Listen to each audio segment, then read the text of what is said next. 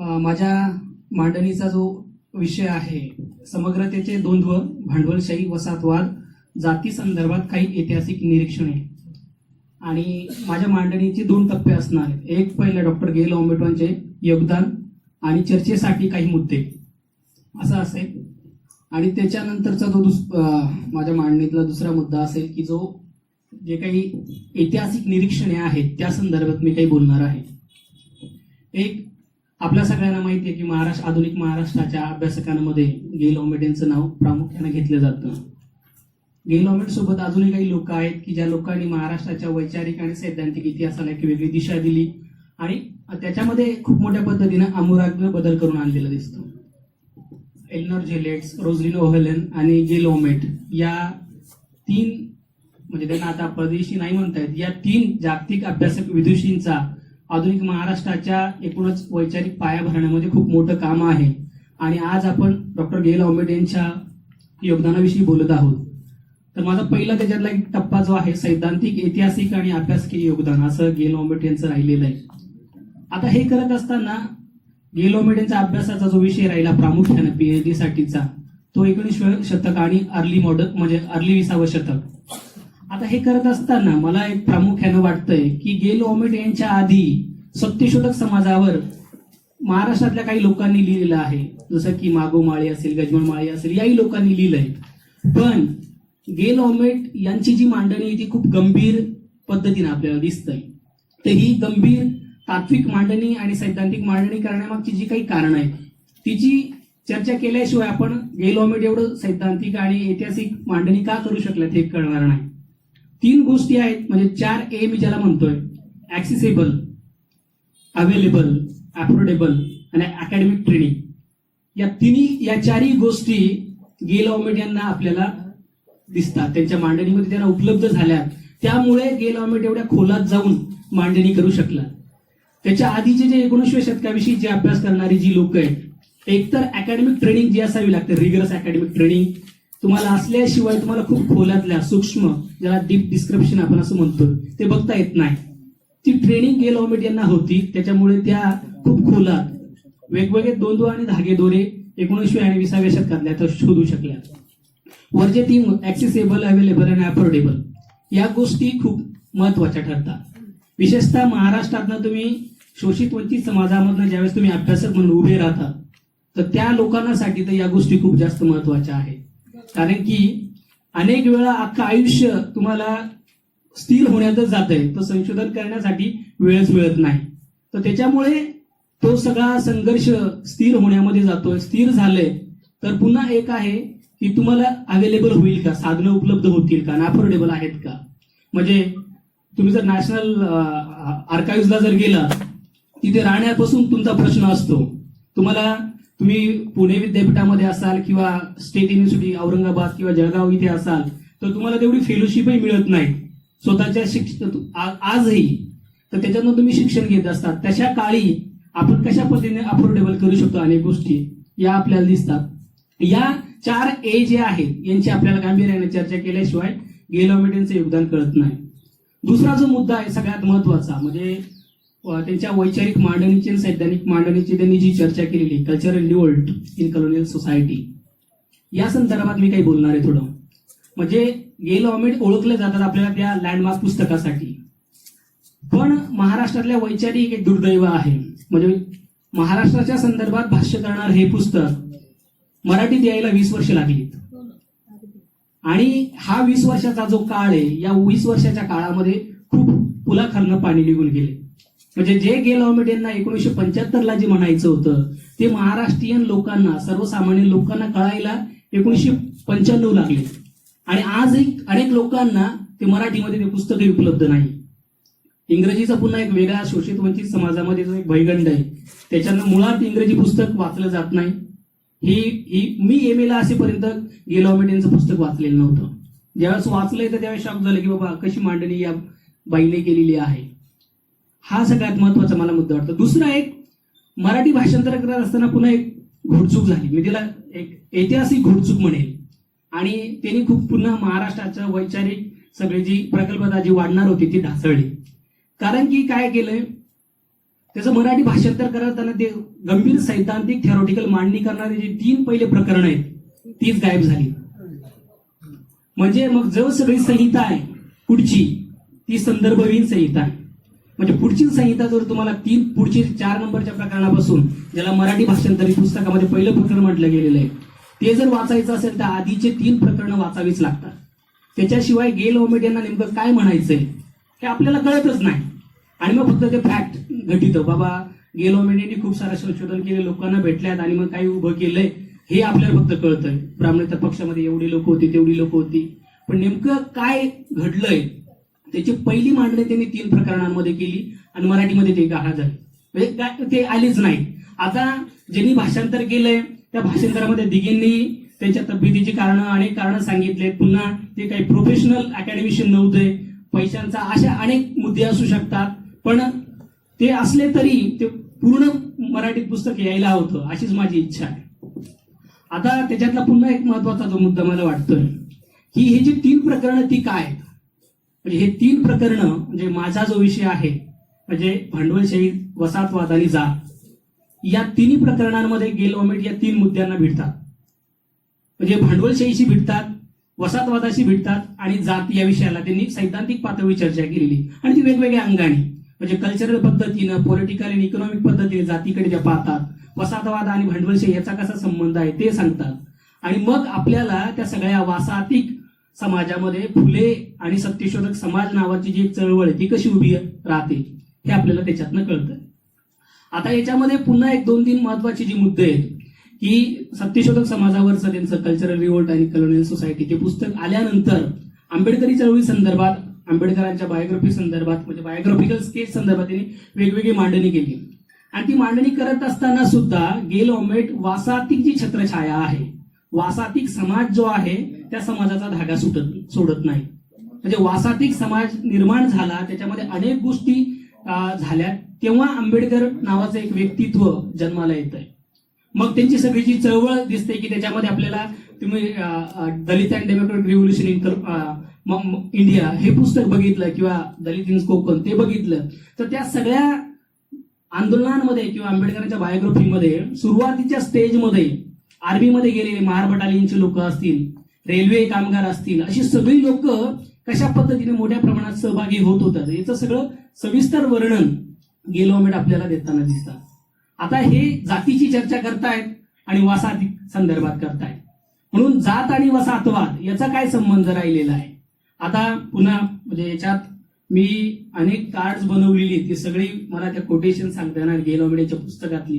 मी सगळ्यांना एकच विनंती करेल की ते पहिले 3 प्रकरणं वाचा आणि त्या सगळ्या 3 प्रकरणांमध्ये त्यांनी काय म्हटलेलं आहे, महत्वाची मांडणी काय केलेली आहे ती तुम्हाला त्याच्यामध्ये कळेल. आणि मग ते करत असताना ते वसाहतिक समाज, भांडवलशाही आणि जात हे एकमेकाला कसे परस्पर पद्धतीने घडवत असतात, कसे घडवतायत, reproduction of caste in colonial society कसं घडतंय या संदर्भातलं सविस्तर मांडणी त्यांनी आपल्या त्या याच्यामध्ये केलेली दिसते. आता त्याच्यातला एक दुसरा मला जो महत्वाचा मुद्दा वाटतो की 1976 ला पुस्तक येतंय cultural revolt in colonial society आणि 2016 मध्ये पुन्हा बुद्धिझम इन इंडिया ही पुस्तक आहे. 40 वर्ष पहिल्या पुस्तकामध्ये त्यांनी प्रिफेसमध्ये जे म्हटलेलं आहे Marxism as the most accurate theory for the both understanding and affecting the human society असं 1976 ला ओमेट म्हणतात. आणि 2016 मध्ये नवबौद्ध धम्म हा नव्या आव्हानात्मक शतकात समाजाच्या पुनर्बांधणीसाठी एक ताकद म्हणून योगदान देऊ शकतो. हा जो एक वैचारिक जे स्थित्यंतर त्याच्या मांडणीत झालेलं आहे 40 वर्षाच्या काळामध्ये. तर या 40 वर्षाच्या काळामध्ये महाराष्ट्रामध्ये एकूणच आंबेडकरी चळवळीमध्ये, नवबौद्ध चळवळीमध्ये, मार्क्सवादी चळवळीमध्ये आणि मार्क्सवादी चळवळी सोबत ज्या छोट्या गटातली ज्या चळवळी आहेत मार्क्सवादी याच्यातल्या आणि जगभरामध्ये एकूणच जे इमॅन्सिपेशनचं जे राजकारण नवीन पद्धतीने सुरू झालं ह्या सगळ्या चिंतनाचा त्याच्या संदर्भ आहे या सगळ्या भूमिकेला.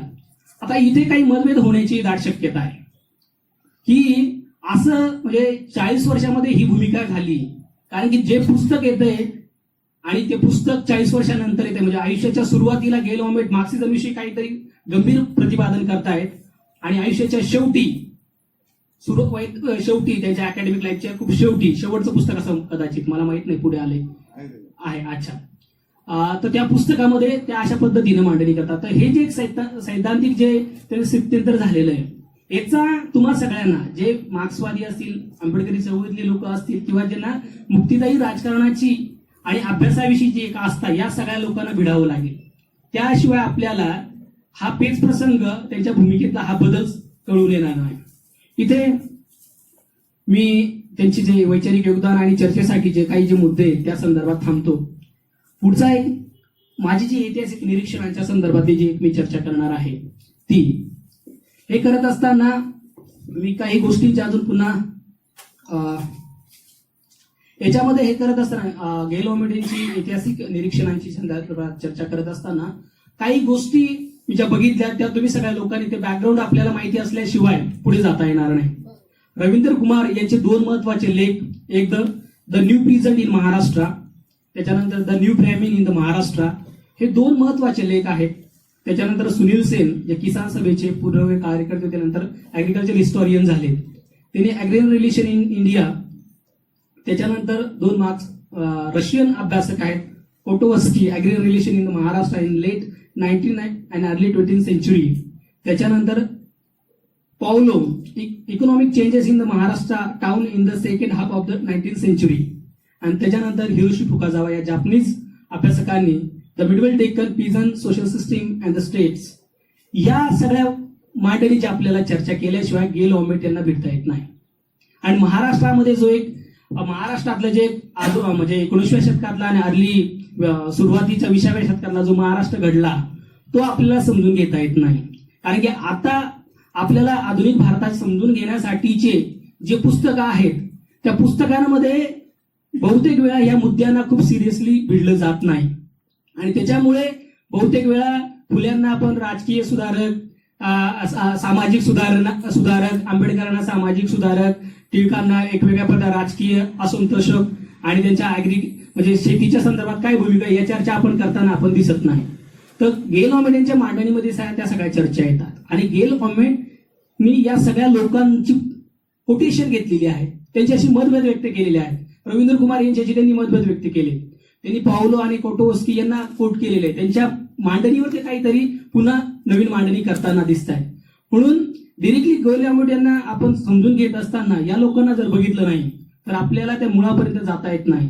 आणि जमिनीचा, शेतीचा जो प्रश्न, या काही अभ्यासकांचं मी जे नाव घेतलं, या लोकांनी ज्या खोलात जाऊन विचार केलाय तेवढा महाराष्ट्रातल्या अभ्यासकांनी केलेला नाहीये. काही कमी लोक आहेत ज्यांनी चळवळीमध्ये एक चळवळीच्या पातळीवर कार्यकर्त्यांचं एक प्रबोधन करताना शेतीचे नेमकं अर्थ राजकारण कसं घडलं या संदर्भात मांडणी केलेली आहे. पण गंभीर एक दस्तावेज म्हणून आपल्या समोर ते येताना दिसत नाही. त्याचं कारण काय असावं? अकॅडमिक ट्रेनिंगचा अभाव आहे किंवा सामाजिक राजकीय चळवळीमध्ये काम करणाऱ्या कार्यकर्त्यांनी सिद्धांतिक मांडणी करायला जास्त प्राधान्य दिलं नाही. काही कारण असू शकतं, दोन्ही कारण असू शकतात किंवा दोन्हीपैकी एक कारणही असू शकतं. पण एक महाराष्ट्रीयन अभ्यासकांनी खूप सैद्धांतिक पातळीवर शेती, जमीन, गाव याच्यामध्ये 19व्या शतकामध्ये काय बदल झाला याची चर्चा केलेली नाहीये. त्याच्यामुळे आपण 19व्या आणि 20व्या शतकाविषयी मांडणी करताना खूप उथळ आणि वरवरची मांडणी करतो. म्हणजे जमिनीच्या अंतर्गत, महाराष्ट्राच्या जमिनीच्या अंतर्गत काय बदल होत होते हे आपल्याला कळत नाही. त्याच्यामुळे आपली राजकीय, सैद्धांतिक आणि सामाजिक मांडणी ही बऱ्याच वेळेस वरच्यावर आधारित असते. माझे 3 मुद्दे आहेत, त्या 3 मुद्द्यांच्या आधारे मी इथे मांडणी करणार आहे. याच्यामध्ये पहिला एक मुद्दा आहे ब्रिटिश फॅक्टरी विरुद्ध भारतीय हस्तोद्योग, विणकरांची शोकांतिका. आता हा जो मुद्दा आहे याच्यामध्ये पुन्हा गेल ऑमेट यांची जी मांडणी मला महत्वाची वाटते, पुन्हा कॅपिटलिझम, कॉलोनियलिझम आणि कास्ट, म्हणजे ब्रिटिश फॅक्टरी, भारतीय उद्योग आणि विणकरांची शोकांतिका. विणकर एक जात, विणकर एक क्लास, कारण की अनेक जाती तुम्हाला विणकर दिसतात. आणि वसाहती काळामध्ये ज्या पद्धतीचं आपल्याला स्थित्यंतर झालेलं दिसतं, त्या स्थित्यंतरामध्ये आधी वसाहती काळाच्या सुरुवातीला आपल्याला ज्यावेळेस मराठी राज्य विस्तारलं गेलं त्याच्यामध्ये अनेक नॉर्थ इंडियात, विशेषतः उत्तर भारतातली विणकर मालेगाव, पुणे, भिवंडी या ठिकाणी स्थित्यंतरित झालेले दिसतात. ते आलेले आहेत ती लोक. आणि त्यावेळेस मग एक कापड जो व्यवसाय आहे त्या कापड व्यवसायाला एक वेगळ्या पद्धतीचं एक महत्व आपल्याला दिसतं. आणि तो कापड जो व्यवसाय आहे त्याचा एक्सपोर्ट होतानाही दिसतं. त्याची निर्यात होते आणि विणकर एक सदन, एक कुशल कारागीर म्हणून उभा राहताना दिसतो. पण ज्यावेळेस फॅक्टरी नावाची, ब्रिटिश फॅक्टरी नावाची गोष्ट येते, त्या ब्रिटिश फॅक्टरीने काय केलं तर त्याच्यामध्ये एक इंटरेस्टिंग कोट आहे. त्याच्यात त्या पुस्तकाचंही नाव सांगतो मी, आपल्याला भारतीय भांडवलशाहीचा विकास एक रूपरेषा. जयंत गडकरींनी खूप सुंदर मराठीमध्ये असं भांडवलशाहीचा महाराष्ट्रामध्ये काय नेमका विकास झाला या संदर्भात नाहीये पुस्तक, एकमेव ते पुस्तक, आता ते उपलब्ध नाहीये जास्त बऱ्याच ठिकाणी. तर त्याच्यामध्ये ते म्हणतात की साम्राज्यशाहीतील औद्योगिक भांडवलदारांना पोषक अशा नव्या धोरणांचा पहिला व सर्वात मोठा बळी भारतातील हस्तव्यवसायी, सूत, कापडधंदा आणि त्यात गुंतलेले विणकर होय. 1814 ते 1835 त्या काळात ब्रिटिश कापडाची आयात 10 लाख वारापासून ते 51 लाख वारापर्यंत वाढली, तर भारतीय कापडाची इंग्लंडला होणारी निर्यात 11 लाख वारापासून 3 लाख वारापर्यंत घसरली. त्याशिवाय खुद्द भारतीय बाजारपेठेत ब्रिटनच्या यंत्रावर बनवलेल्या स्वस्त कापडाने शिरकाव करून तो काबीज करायला सुरुवात केली. परिणामी हजारो विणकर बेकार झालेत आणि त्यांनी आत्महत्या केल्या. आता याला साक्ष महात्मा फुलेंची पुन्हा. महात्मा फुले शेतकऱ्याच्या आसूडमध्ये जे म्हणतात, म्हणजे आपल्याला बहुतेक वेळा वाटेल किंवा जयंत गडकरींनी कोणाला दुसऱ्याला कोट केलंय, पण 19व्या शतकामध्येच महात्मा फुले काय म्हणतात ते आपण बघूया.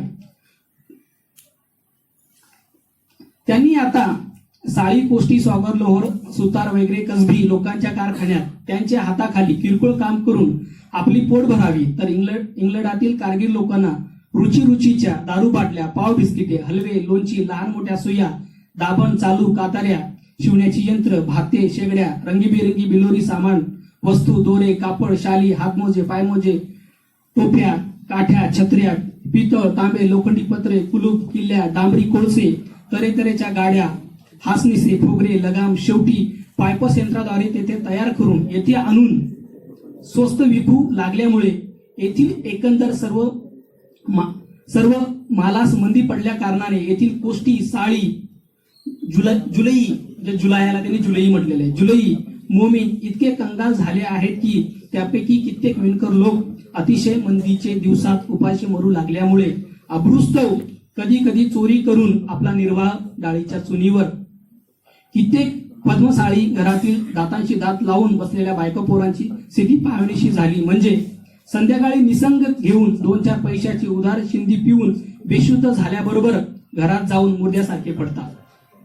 कित्येक पद्मसाळी गुज्जर मारवाड्याकडून मजुरीचे वस्त्रे, विनायास आणलेले रेशीम कलापत येईल त्या किमतीस विकून आपल्या मुलाबाळांचा गुजारा करून गुजर मारवाड्याच्या हाती तुरी देऊन रातोरात पळून जातात.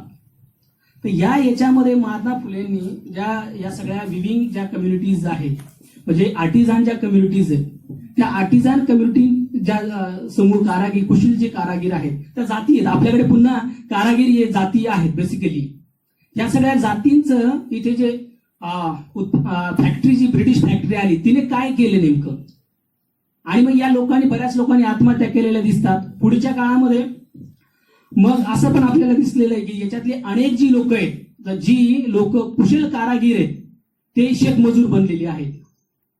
म्हणजे जो वासातिक पूर्व काळामध्ये जो कुशल कारागीर होता, त्याला स्वतःचा एक निर्वाह, तो स्वतःचा एक उत्पादन करत होता, तो व्यक्ती त्याच्या उत्पादनापासून दुरावला जातो. तो नवीन काही करू शकत नाही, मग तो कारागीर होतो. बऱ्याच वेळेस याच्यात construction of communalism in colonial north India, Gyan पांडेंनी पुन्हा विणकरांसंदर्भात भाष्य केलेलं आहे. त्याच्यामध्ये ते म्हणतात अनेक लोक भिकारी झालेत, वेडे झालेत, विणकर भिकारी झालेत, वेडे झालेत, आणि त्यांनी पुन्हा हेच दिलेलं किती 2 वर्षामध्ये किती ठिकाणी मिल, त्याचे लूम, जे विणकरांचे लूम बंद पडलेत आणि त्यांना कशा पद्धतीनं बेकार व्हावं लागलं. अनेक लोकांनी मृत्यूला सामोरं गेले, अनेक लोक चोऱ्या माऱ्या करायला लागले. आणि मग त्याच्यातनं एक आपल्याला दिसतंय की बिगोटेड, धर्मांध जुलाहा नावाची गोष्ट आपल्याला उत्पन्न झाली दिसते. जो कुशल विणकर होता तो धर्मांध जुलाहा झाला. आणि मग त्याच्यामध्ये आपल्याला दिसतंय की 1893ची जी मुंबईतली जी दंगल आहे, त्या दंगलीमध्ये जे मुसलमान आहेत ते मोठ्या प्रमाणातले सगळे विणकर मुसलमान आहेत. आणि त्याच 1893च्या दंगलीमध्ये लखीमजी किमजी हे स्वतः एक मिल मालक, जे एकीकडे आर्य समाजाचे कार्यकर्ते आहेत, दुसरीकडे मिल मालक आहेत, आणि तिसरीकडे गोरक्षण चळवळीचं कामही करतात. आणि त्यांनी मुंबईतल्या या सगळ्या दंग्यांमध्ये मोठ्या प्रमाणात दंगे घडवून आणण्याचे काम केले. मजुरांमध्ये धर्मावरनं वादंग माजवली. त्याच्यामुळे नारायण मेघाजी लोखंडे असतील आणि बाकीच्या सगळ्या लोकांनी, सगळे हिंदू मुस्लिम आणि सगळ्या लोकांना एकत्र करून नाच गाणे तमाशे जे कार्यक्रम केली त्याचं कारण हे होतं. आणि मग तिथे आपल्याला दिसतं की पुन्हा दीनबंधू मध्ये गेले तर दीनबंधूने नारायण मेघाजी लोखंडे लिहिलंय की हे जे अजिम लखीमजी जे आहे ते महाराष्ट्रभरामध्ये, नागपुरात, सीपी बिरारमध्ये कशा पद्धतीने गोरक्षण चळवळ करतात आणि हिंदू मुसलमानांमध्ये दोरी माजवतात. आता याच्यातला एक मुद्दा, जो कुशल विणकर आता तो मुसलमान बनतो, धर्मांध मुसलमान, आणि दंगे निर्माण होतात. तर हा जो कम्युनलिझमचा संबंध आहे तो पुन्हा आपल्याला जातीशी, त्याचा वसाहतवादाशी आणि भांडवली जे हस्तक्षेप होता या सगळ्या उत्पादनाच्या याच्यामध्ये त्याच्याशी आपल्याला लावताना दिसून येतो. त्याच्यात एक पुन्हा आहे की ज्याला पावलो यांनी ते कोट केलेला आहे. त्याच्यात ते म्हणतात की बाबा सोलापूरच्या त्यांनी लूम वर्कशॉपचा संदर्भ दिलाय. 14 तास जे विणकर होते, म्हणजे ज्या पहिल्यांदा एक स्वतःच्या लूम गेल्यात, नंतरच्या विविंग जे वर्कशॉप होते, तर त्या विविंग वर्कशॉपमध्ये या सगळ्या लोकांना 14 तास नवऱ्यासह बायको आणि लहान मुले या सगळ्या लोकांना काम करावं लागतं. बहुतेक वेळा त्यांना मोबदलाही दिला जात नाही. स्वतःची जी लूम संपल्यानंतर जे फॅक्टरीमध्ये, वर्कशॉपमध्ये हे विणकर जातात, ते विणकरांना अशा पद्धतीच्या परिणामांना सामोरं जावं लागतं. आणि या सगळ्या याच्यातनं एक वेगळ्या पद्धतीची त्यांची अस्मिता निर्मिती होते. जे मूळ कुशल असलेले कारागीर ते धर्मांध जुलाहा होतात आणि वेगळ्या प्रकारचं धर्मांध राजकारण उभं राहतंय. एकीकडे जातीचं वास्तव ते एक आपल्याकडे आत्मसातही करताना दिसतं आणि भांडवली जो मोठा एक संदर्भ त्याला राहिलेला आहे तो याच्यामध्ये आपल्याला दिसतो. आता या याच्यामध्ये पुन्हा म्हणजे हा जो विणकरांच्या संदर्भातला जो मुद्दा आहे त्या मुद्द्यावर जास्त बोलण्यापेक्षा मी आता पुढचा जो एक मुद्दा आहे, माझा दुसरा त्याच्यातला एक चर्चेचा मुद्दा आहे की गावात भांडवलशाही शिरली. याच्या संदर्भात के.एस. शेलवणकर यांनी 1940ला एक सुंदर पुस्तक लिहिलंय. ते भारतामध्ये 1940च्या काळामध्ये जे बंदी होतं ते पुस्तक भारतामध्ये विकले जाऊ नये असं त्या काळातल्या ब्रिटिश सरकारचं मत होतं. आणि त्याच्यामध्ये त्यांनी एकूणच भारतीय समाजामध्ये जमिनीचा प्रश्न कसा निर्माण झाला, वसाहतपूर्व काळामध्ये जमीन कशी होती आणि वसाहती काळामध्ये जमिनीचे काय नेमकं झालं, जमिनीमध्ये भांडवलशाही कशी गेली आणि मग त्याचे कमर्शियल रिलेशन गावामध्ये कसे निर्माण झाले या संदर्भातलं सुंदर वर्णन केलेलं आहे. बऱ्याच ठिकाणी त्या पुस्तकाविषयी लोकांना माहिती नाहीये. आणि ते पुस्तक म्हणजे रोमेचंद्र दत्त यांचे ते खूप जवळचे मित्र होते. त्यांनी त्यांचा हिंदुइझमवरचा एक सुंदर लेख आहे त्याच्यामध्ये त्यांनी वर्णन केलेलं आहे. आता हे जे के.एस. शेलवणकर होते, या के.एस. शेलवणकरांनी त्याच्यामध्ये एक स्वतंत्र प्रकरण लिहिले, how capitalism inter into village. आणि आपल्याला पहिल्यांदा दिसतं की या म्हणजे गेल ऑमेट यांच्या मांडणीमध्ये आपण सातत्याने बघितलेलं आहे. म्हणजे याच्या संदर्भात गेल ऑमेट कधी म्हणजे त्याला कमर्शियल बुर्जवाजी कसा निर्माण झाला वसाहती काळामध्ये त्याची चर्चा करतात. काही वेळेस रवींद्र कुमार यांनी त्याला न्यू पीझंट असं म्हटलंय, पावलो त्यांनी त्याला न्यू रेट लँडलॉर्ड असं म्हटलंय. अनेक इतिहास म्हणजे या संदर्भात अभ्यास करणाऱ्यांची मतं बरीच वेगवेगळी आहेत आणि मी अजून त्या संदर्भात त्याला बोलतोय. त्याच्यामुळे कोणाचं मत आपल्याला पुन्हा ग्राह्य जास्त धरावं ते मी खूप इनिशियल स्टेजमध्ये असल्यामुळे अजून मी त्याच्या गेल ऑमेट काय म्हणताय ते रवींद्र कुमार म्हणताय याच्यामध्ये नेमका फरक काय आहे, पावलो यांनी काय नेमकं म्हटलेलं आहे ते अजून मी तिथे थोडी गडबड होतोय पण त्याचा मी प्रयत्न करतोय. पण एक रयत लँडलॉर्ड, कमर्शियल बुर्जवाजी आणि त्याच्यामध्ये न्यू पीझंट क्लास अशा ज्या गोष्टी जन्माला आलेल्या ही सगळी अभ्यासक लोक सांगतात. तर त्याच्यामध्ये एक आपल्याला दिसतंय की जो महाराष्ट्राच्या संदर्भामध्ये जो ट्रेडिशनल इलिट म्हणजे वसाहतपूर्व काळामध्ये आपल्याला माहिती आहे की मोठ्या प्रमाणात ब्राह्मणांना लँड ग्रँट दिल्या गेल्या. लँड ग्रँट असल्यामुळे त्यांच्या जमिनी मोठ्या प्रमाणात होतात. पण मग त्या लँड ग्रँटचं नेमकं काय झालं वसाहती काळामध्ये, तर महाराष्ट्रामध्ये बऱ्याच वेळेस आपण फक्त एका ओळीमध्ये दक्षिणा कमिटी एका ओळीत आपण समजून घेतो, इनाम कमिशन एका ओळीत. इमान कमिशन काय होतं, पहिल्यांदा इमान कमिशन कमिटी कशी स्थापन झाली आणि त्या कमिशनने नेमकं काय केलंय आणि मग इनाम कमिशन कसं झालं, कमिटीचं कमिशन कसं झालंय आणि त्याच्यामध्ये नेमकं काय झालं ते जर आपण बघितलंय तर ज्या ज्या इनाम ज्या ज्या लोकांना मिळतात त्या लोकांच्या संदर्भातला खूप महत्वाची चर्चा त्या इनाम कमिटी टू कमिशन मध्ये झालेली आहे. आणि त्याला अत्रेंनी पण गावगाड्यामध्ये म्हटलेलं आहे की सरकार निरुपयोगी आणि सरकार उपयोगी अशा कारुणारू आणि बलुतेदार जातींमध्ये भेद केलाय. आणि जे वसापूर्व काळामध्ये जे गावाच्या बलुत्यांच्या याच्यामध्ये ज्या सगळ्या लोकांना एक महत्वाचा रोल होता, तर ब्रिटिशांना नवीन त्यांचं प्रशासन यंत्रणा, नवीन त्यांची महसूल यंत्रणा, नवीन त्यांची पोलीस यंत्रणा याच्यामध्ये त्या लोकांची गरज भासली नाही. त्याच्यामुळे त्यांनी सरकार निरुपयोगी ही लोक आहेत त्यांना, त्याच्यामुळे त्यांची जी इनामं होती ती त्यांनी संपून टाकली. पण त्याच्यात मग जी लोक आपल्याला सरकार उपयोगी म्हणून दिसतात तर त्या लोकांचा त्यांनी उल्लेख, तसेच त्यांची इनामं ठेवली. पण इनामं वसापूर्व काळामध्ये जशी होती तशीच पुन्हा ठेवली नाही, त्याच्यामध्ये बदल केले. आणि इथे सगळ्यात महत्वाचा एक संदर्भ आहे जो फुले तर मग पुढे शाहूंपर्यंत येतो. यांनी कुलकर्णी वतनाच्या संदर्भात गंभीर चर्चा केलेली. म्हणजे कुलकर्णी बोलताना सप्ता तुझी राणीबाई सगळीकडे ब्राह्मणशाही, तो ब्राह्मण जो दिसतो तो कुलकर्णीच्या स्वरूपामध्ये गावामध्ये फुल्यांना दिसतोय. कुलकर्णी लीलामृत जे मुकुंदराव पाटलांनी लिहिले त्याच्यामध्ये जो कुलकर्णी चोऱ्या माऱ्या करतो किंवा लाचखोरी करतो, तो जो कुलकर्णी जो आहे तो नेमका कुलकर्णी कसा आलाय.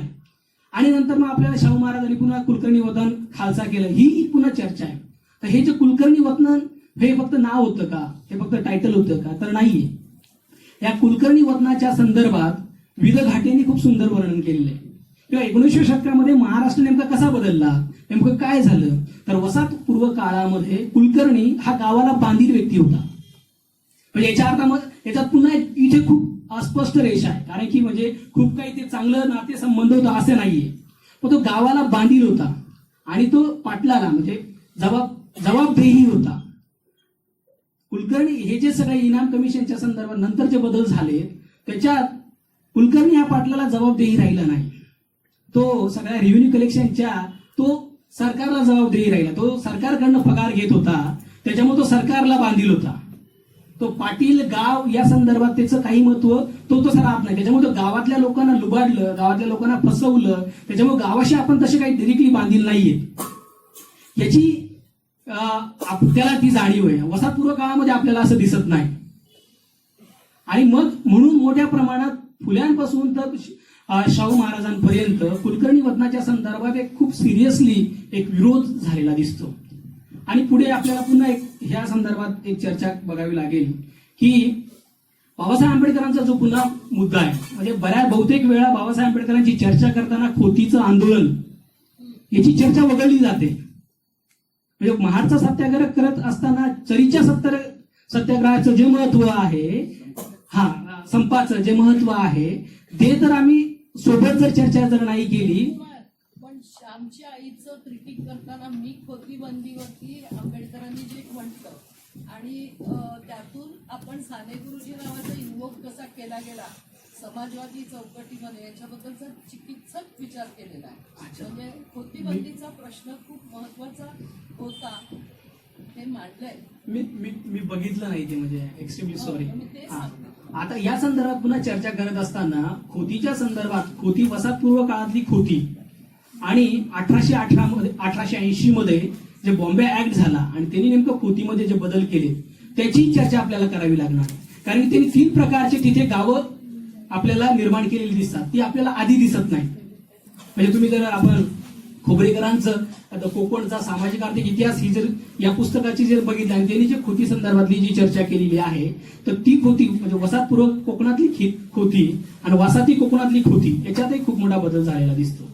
त्याची आपण इथे गांभीर्याने चर्चा करायला पाहिजे. दुसरं 1883 मालगुजारांसंदर्भात टिरन्सी ऍक्ट झालेला 1883चा, त्याच्यातही 2 प्रकारची म्हणजे 2 आणि 2 पहिल्या प्रकारामध्ये पुन्हा 2 असे पुन्हा त्याचे खूप सारे बदल झाले. मला फक्त त्याच्यातनं एक म्हणायचं की मालगुजारांसंदर्भात जे बदल झाले आणि याच्यामध्ये काय झालं की जो ट्रॅडिशनल इलिट जो वर्ग होता त्याच्यासोबत जो एक वेगळ्या पद्धतीचा एक वर्ग निर्माण झालाय, ज्याला गेलवर्ट कमर्शियल बुर्जुआजी म्हणतात किंवा काही लोक त्याला न्यू पीझंट जे म्हणतात, तो मला तिथे दिसतोय. म्हणजे आपल्याला कासार, शिंपी, सुतार ही लोक मुंबईमध्ये प्रभावशाली होताना दिसतात. ब्राह्मणांना टक्कर देईल असे दादाजी धाकजी हे निर्माण होतात आणि त्या सगळ्या श्रीपत क्षेत्रीच्या प्रकरणामध्ये ते जांभेकर शास्त्रींना ते पळताभुई थोडी करतात आणि स्वतः त्यांना प्रायश्चित्त घ्यावं लागतं. जर हा जो प्रभू नावाचा जी जात आहे त्या प्रभूंना एवढं महत्व कसं येतंय. जगन्नाथ शंकर शेठ आपल्या सगळ्यांना माहित आहे, जगन्नाथ शंकर शेठ हे ब्राह्मण नाहीयेत. सोनार, शिंपी, सुतार या जातींचं त्याला पुन्हा एक वासाती काळामध्ये, सुरुवातीच्या काळामध्ये जे अनेक बदल झाले, त्या बदलांचा या फायदा या सगळ्या लोकांनी आपल्याला घेतला. त्याच्यातनं मग बेसिकली कोकणांचं मायग्रेशन, म्हणजे ब्राह्मणांचं मायग्रेशन मुंबईमध्ये पण आपल्याला झालेलं दिसतं. आणि मग ब्राह्मणांचा आणि प्रभूंचा तिथे एक लढा आहे. तर या सगळ्या गोष्टी आपण जर बघितल्या तर आपल्याला नेमकं ग्रामीण भागामध्ये भांडवली हस्तक्षेप कसा होत होता याची आपल्याला चर्चा करता येईल. या सगळ्या संदर्भात 1875चा डेक्कन राईट ही सगळ्यात महत्वाची चर्चा आहे. म्हणजे आपण ते पुन्हा वारंवार आधुनिक महाराष्ट्र समजून घेत असताना डेक्कन राईटची दुर्लक्ष करतो. डेक्कन राईट नेमकं काय झालं आणि मग त्याला पुन्हा संदर्भ आहे की बाबा एक ग्लोबल जे कॉटन बूम जे होतं, जागतिक जे कापड्याच्या व्यवसायामध्ये आलेले जे एक सगळं बूम आहे, त्या बूमचा आणि दख्खन मधल्या सगळ्या कापसाच्या कसा संबंध राहिलेला आहे. त्याच्यातनं पुन्हा मारवाडी, गुजर हा जो एक मर्चंट कॅपिटलिस्ट असणारा जो वर्ग आहे तो कसा निर्माण झाला आणि त्यांनी ब्रिटिश साम्राज्यवादाला कशी मदत केली. पावलो यांनी खूप सुंदर याचं वर्णन केलेलं आहे की बाबा मर्चंट कॅपिटल हे इम्पेरियलिस्ट कॅपिटलचं कसं सहयोगी बनलंय आणि त्याच्यातनं त्यांनी गावातमध्ये सगळे जे कमर्शियल रिलेशन कसे विकसित केले याची चर्चा पावलो करतात. आणि मग डेक्कन राईटच्या संदर्भात जे झालंय तर याच्यामध्ये मला वाटतं त्याला हिरोशी फुकाजावा यांनी खूप सुंदर केलंय की बाबा भांडवलशाही विरुद्ध गाव असा संघर्ष या इंदापूरमध्ये काला असं एक गाव जे आहे, कालास का कालाच, त्या गावातलं एक सुंदर वर्णन आहे. भांडवलशाहीचं जे इंटरव्हेन्शन होतं तर त्या गावामध्ये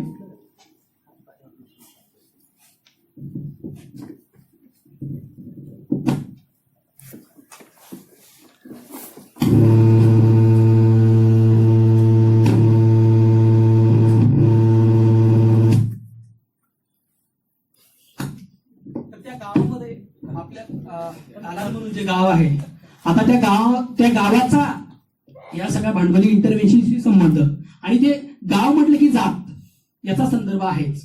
आणि मग गावातले सगळे जाती त्याच्यामध्ये ते हिरोशी फुकाजावांनी ते वर्णन दिले की मग त्याच्यामध्ये म्हटलंय गाव पाटलालाही सांगतं की बाबा तुम्ही जर त्या गुज्जर मारवाड्यांना जर काही मदत केली तर तुमचे जे हेरिटेटरी जे राईट्स आहेत, वंश परंपरेने जे अधिकार जे आहेत ते गाव तुम्हाला नाकारेल.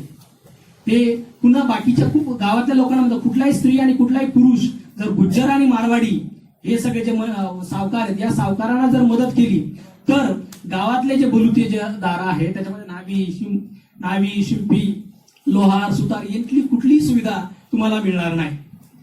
त्याच्यानंतर पुन्हा ते म्हणतात की गावातला जो प्रिस्ट आहे म्हणजे जो गावातला जो कुलकर्णी किंवा जो गुरव असेल त्यालाही ते म्हणतात की जर गुज्जर मारवाडीला जर मदत केली तर तुमचे जे हेरिटेटरी जे राईट आहे, वंश परंपरेने आलेले जे अधिकार आहेत ते आम्ही तुम्हाला देणार नाही. म्हणजे गाव आणि जात यांचा एक जो एक रेजिस्टन्स आपल्याला तिथे उभा राहताना दिसतो. आणि शेवटी ते म्हणतात की जर जातीचे हे जर सगळे जर संबंध म्हणजे गावाने ठरवून दिलेले हे जे सगळे जे नियम आहेत हे जर लोक तोडतील तर जातीच्या भोजनांमध्ये तुम्हाला प्रवेश राहणार नाही, तुमच्या जातीमध्ये तुमच्याशी कोण लग्न करणार नाही आणि तुम्हाला जाती बहिष्कृत केलं जाईल.